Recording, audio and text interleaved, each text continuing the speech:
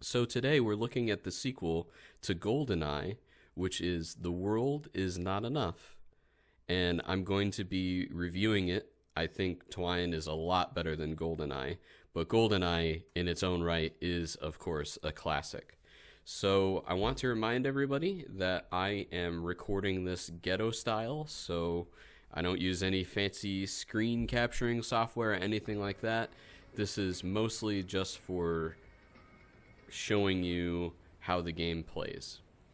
Reason being, I wanted to show you guys how I felt each game played. So recently you'll remember that I reviewed Armorines, and I was not a fan of the controls in Armorines. And you'll see why, because this game has much better controls, and I even did some strafing and stuff around objects just to show you how much easier it was. As a kid, I was not a fan of all these title screens. I mean, seriously. I'm also going to play these on secret agents so that way you can see some level differences, and I'm sure I'll be cutting some footage because I don't want this to be really long.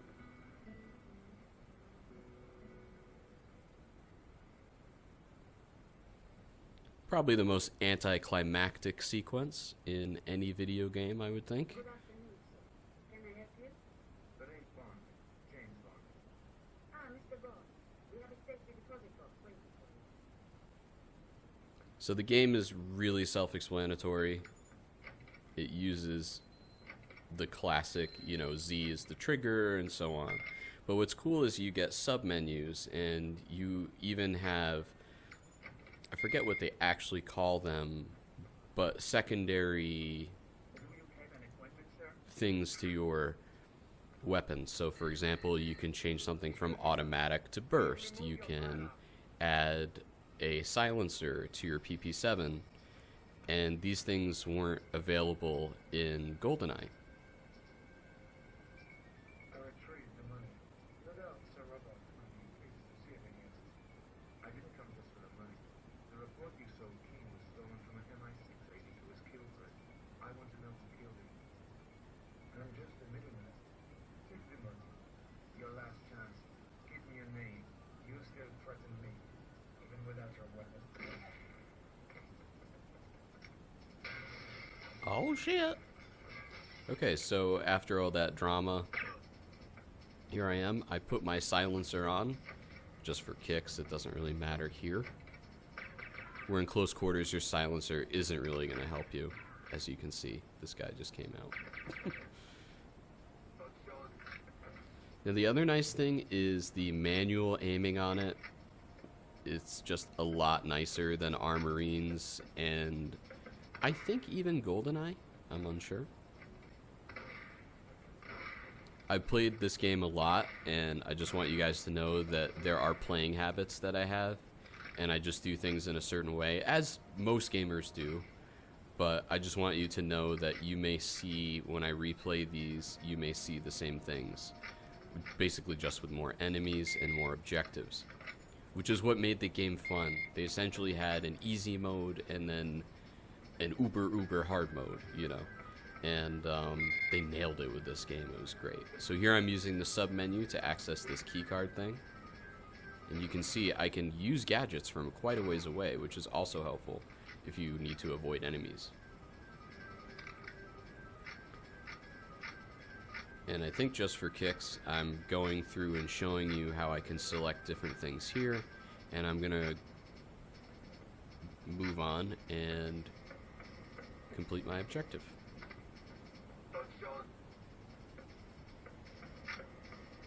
Usually there's a guy who spawns in that hallway, but I guess he didn't show up this time. The nice part about the enemies in this game is they're very predictable. Yes, they change based on what level you're using, whether it's agent, secret agent, whatever. But they're consistent, and it's really nice because you can play them. So now that I've retrieved the money, all I have to do is take this elevator downstairs and head out. You don't really have to do this unarmed, I found out. I just always unarmed myself so that way I don't set the bank alarm off and alert the guards. But I guess it doesn't matter because the metal detector detects that I have metal. And that's that. Hi, Denise Richards.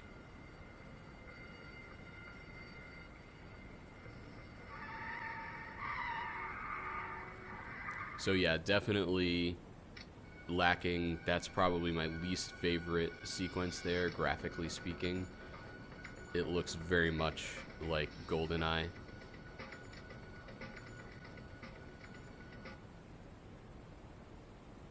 Also, these loading screens aren't really typical of Nintendo 64 games. And the fun part is when you skip something, you still have to let the game load. We're under attack. Find Sir Robert. So there's a trick that I use just to get more firearms, and that is just to You better take this. shock those guys. And again, you'll see my play here. I'm anticipating where the enemies happen, and of course, that's the first lesson of firing a firearm. Know your target and what's behind it, or in this case, what was in front of it. Bombs. We're under attack. But I hate that. Those guards just jump out and, yeah, they expect you to control fire that you've already fired. It's ridiculous. Here I notice I didn't get the pen, the grenade pen, but it doesn't really matter. The cool part about those fire extinguishers is if you shoot them, they explode. And there's somebody dying a horrible death there. The automatic security door system. Needs the manual override, sir.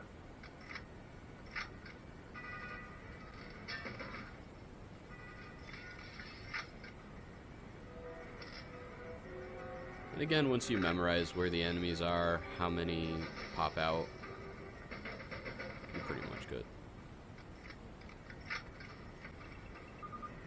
Quickly, Bond. We need someone with your clearance to activate the manual override.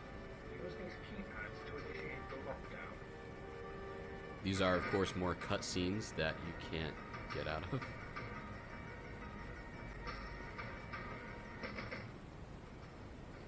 And then basically, I'm just going to proceed downstairs. I like to just get as many enemies because I find the ammo availability just kind of lacking here.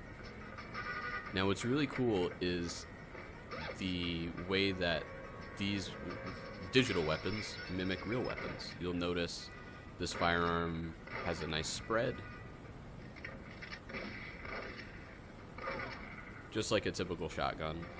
It is rather odd that it would take 2 shots from shotgun to kill somebody, just because, I mean, granted, if you didn't have Kevlar on your leg, a shotgun could easily cut your leg in half. I believe they have a range of something like 60 yards. I can't remember exactly, but it's a short-range weapon, the shotgun in real life. Here, I think they kind of go beyond that a little bit just to give the player a little bit of leeway, but still, Automatic security door system is damaged. they mimic real life pretty well with these weapons. Especially, for example, the shotgun versus your 45 or whatever they call this semi-automatic, or I guess it's automatic machine gun here.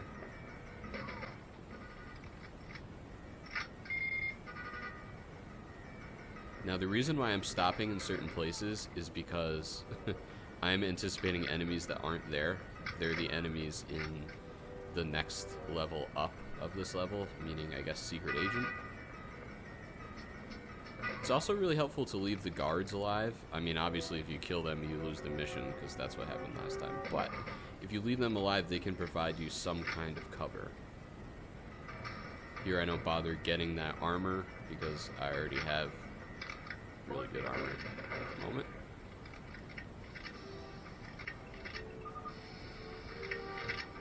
Now, there's a strange thing that I noticed. You can jump over inanimate objects, but you can't jump over animate objects. So when there's a character, you can't jump over them. I found that odd.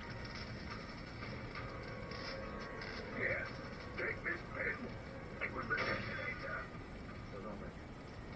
I did like their use of incidental cutscenes, though. Get to the Q labs at once. The suspect is escaping. Now here, I'm going to attempt to jump over this guy again. And you'll see it just pushes me to the right. It pushes my jump to the right. There, I jump left. So I can't actually jump over this guy, which I would think in the hardest difficulty might make things more challenging. Here again, the shotgun does its job well, as it should.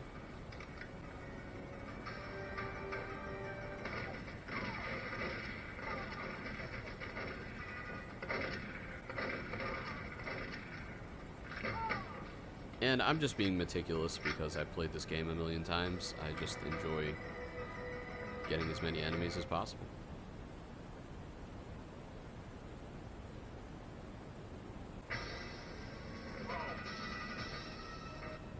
Okay, so those are the 2 levels. And now what I'm going to do is I'm going to go back and I'm going to play them as a secret agent. I don't actually do the 00 agent on this, just because I don't want to waste too much time. But this will show you the difficulty level differences. And again, I'm just going to skip these scenes because we don't need to see them. If you guys want to watch the whole game, you can watch a long play of it. So here, they've taken out the instructions, which is great. My objectives have changed, though, because I need to, I believe, scramble the video, so that way I'm not on tape. So here I'm starting the same exact way. I'm not really changing much. I'm pretty sure there are maybe 2 or 3 more enemies in this particular level, but it's not that much different. What is different is the amount of hit points that are taken when you're shot, obviously, because it makes it harder. Yeah, I guess there's an extra enemy here.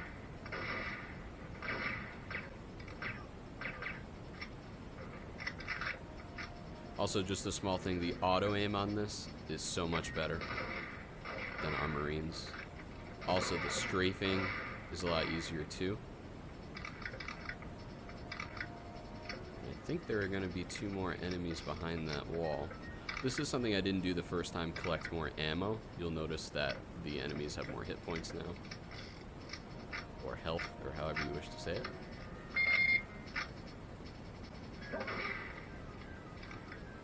Now there should be a guy in this hallway. There we go.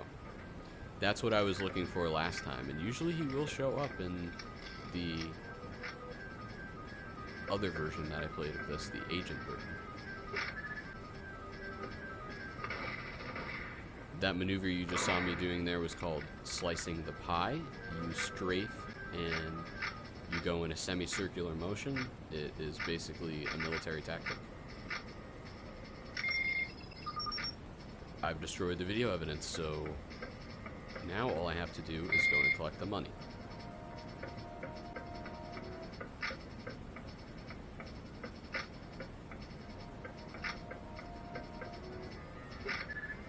The one beef that I have with this is, at least in GoldenEye, you don't have to use sub-menus. You could just hit start, go to your little watch menu to pick your gadgets. But here, you have to hit A, or sorry, you have to hold down A and then press B to find your gadgets. And it can just get annoying because you have to scroll through them all versus, you know, the GoldenEye version. So that's one thing that they actually regressed upon, in my opinion. But everything else in this is awesome. Now, I made the mistake of coming out with a firearm, so everybody's going nuts on me. But as long as I don't kill anybody, the mission still succeeds.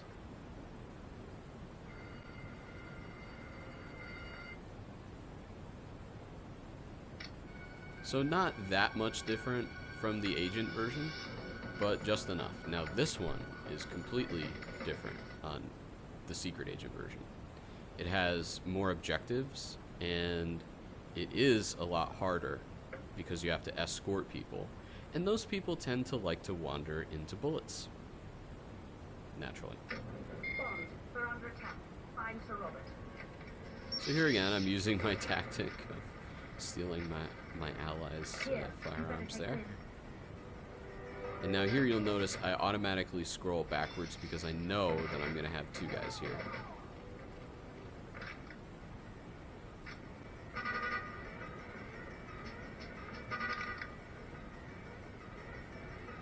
Sometimes I'll just hang out for more ammo because I know somebody else is going to be coming through that window. And there you go. I mean, look, I have 20 rounds in this thing. It's nothing. And that guy just took 3. Sometimes they take like 6. I'm unsure exactly what governs... Wow, that was stupid of me. I'm unsure exactly what governs how many hits, you know, each time. I know it's not consistent. Now here is a practical use of a shotgun. You know, because it's a shotgun and it uses shot, it disperses more than just a 22 or a rifle or even my auto rifle or machine gun thing. I don't know what the heck it's supposed to be.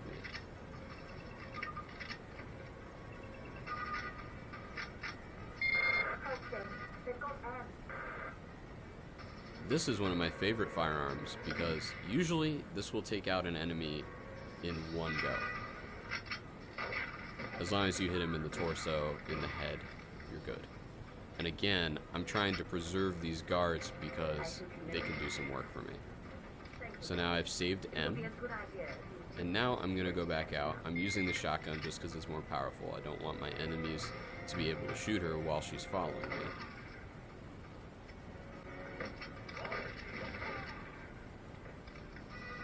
There should be one more. Yep. Now, here's the crappy part. I go back, and I have to get her anyway. And I'm guessing that they designed it this way so that way, you know, it's your first escort. So at least this way you don't lose the mission. I don't know, what are we, basically a third of the way through? So I have a feeling that they just did this to help the player stay sane. But that's my biggest beef with Moneypenny, is she just don't keep up. Now I go to extremes to not hit my allies, especially when I'm escorting. At this point, when I'm escorting them, I don't keep my finger on the trigger because I may accidentally hit them. So I let that round go to lure these guys out. There should be a second guy. Wow, he gives me time to reload and everything. Just standing there like an idiot. And now I'm going to go ahead and pick up my body armor. So, there's more guys on this elevator thing. And again, you can see that the shotgun took more than one out. Again, very realistic to real life.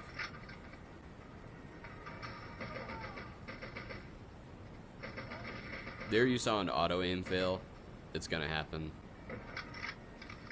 But for the amount of gameplay that we've done, that's not bad to have just that one auto aim fail.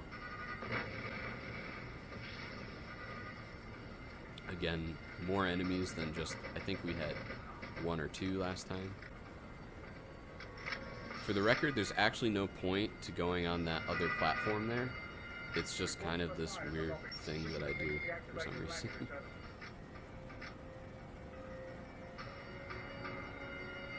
So here I'm using the same tactics. I'm waiting for that hostage to go. I'm attempting to... yeah, I didn't really get that thing very well, but at least I got one guy. So there's a new enemy.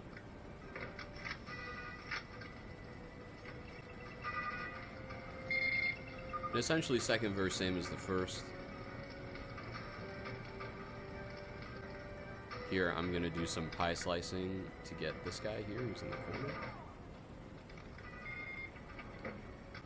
And then what's really cool is when you hit that switch, more enemies spawn. And albeit this is slightly harder than the agent level, it's still a lot more fun to play.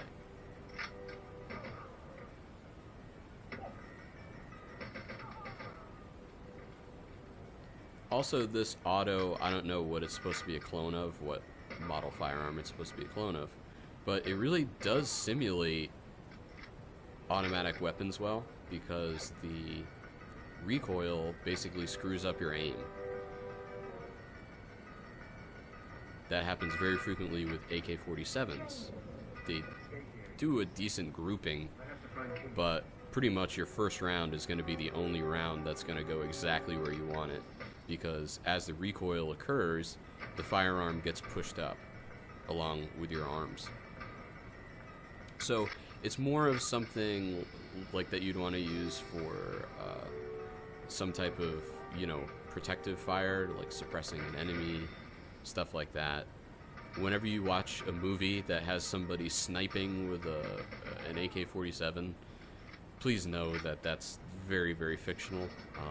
I'm sure they do have a single shot mode on AKs. I'm sure it goes from single to semi-auto to auto on some. But yeah, it's not realistic when I see people use AKs in the movies, and honestly, it bugs the hell out of me. So now, I'm just going through, killing what enemies I can, so that way I don't have to deal with them later.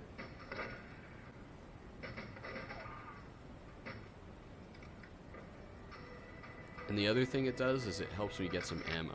Now this is an error that happens a lot with the AI characters, even in multiplayer.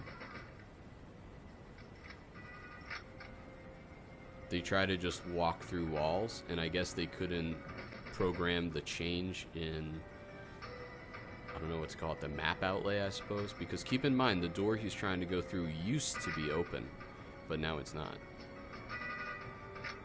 So now I'm getting Dr. Warmflash, aka Denise Richards, and I'm getting really far out front because I don't want her to die. It would really suck if she died right now.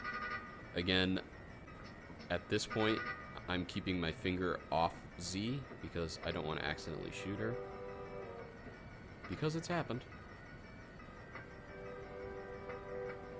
And she doesn't follow me correctly.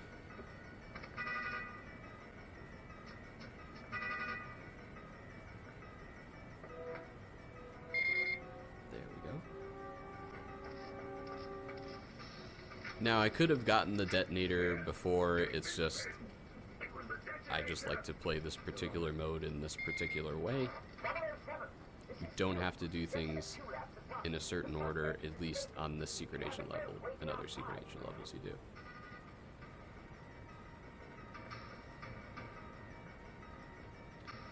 Now, because I've taken out a lot of the enemies that were here, I don't think we're going to encounter any, but we'll see. Oh, there we go, there's one. That guy is still trying to get through that door.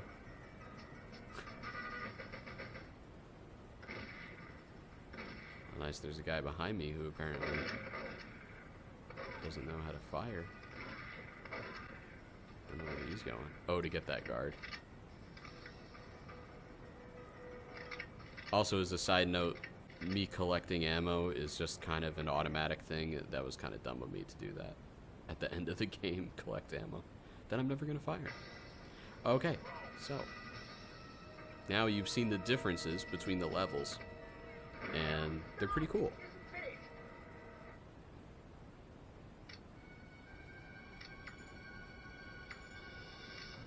Now we're going to go to some multiplayer. And what was revolutionary about TWINE compared to GoldenEye was you didn't need to have friends to play multiplayer. You could have the AI do it, and granted the AI is not as smart as a human, but they fill in pretty nicely for what needs to be done. As you can see, you can have a duration, maximum score, you can pick different game types, maps, the whole 9 yards. I haven't unlocked some of the maps because I haven't gotten to certain levels yet. This is what I didn't like about it, is it had good guys, bad guys, and you had to pair them up. And yeah, that was the one thing I liked about GoldenEye, was they didn't do that to you. So here we are, just in team multiplayer mode. And you can see auto aim works pretty well. I believe I have just standard weapons here. You can have explosives, you can have close combat weapons. It's really cool. You can customize these things. Now, I know this is not as complex as video games today, but at the time, this was a vast improvement over GoldenEye because of all the options you had. The graphics were a lot better. The weapon detailing was a lot better. And you had the AI, which was added.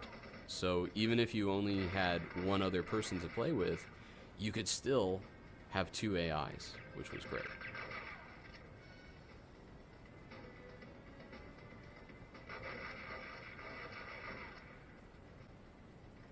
The other difference is in GoldenEye, when you're playing multiplayer, there are certain spawn spots in every level. And I had a friend who was awesome at GoldenEye, and he knew every spawn spot, so it was almost pointless to play multiplayer with him because he'd beat the pants off you. Here, conversely, the enemies just go on the same routes, but they will spawn in different places. So this is my little review of GoldenEye The World Is Not Enough. I think it's one of the best N64 games out there just because of its versatility. There are a few things I don't like about it, but the things that I like about it severely outweigh the things that I don't. So I hope you guys enjoyed this little tour of GoldenEye The World Is Not Enough, also called TWINE, and I will catch you guys in the next review.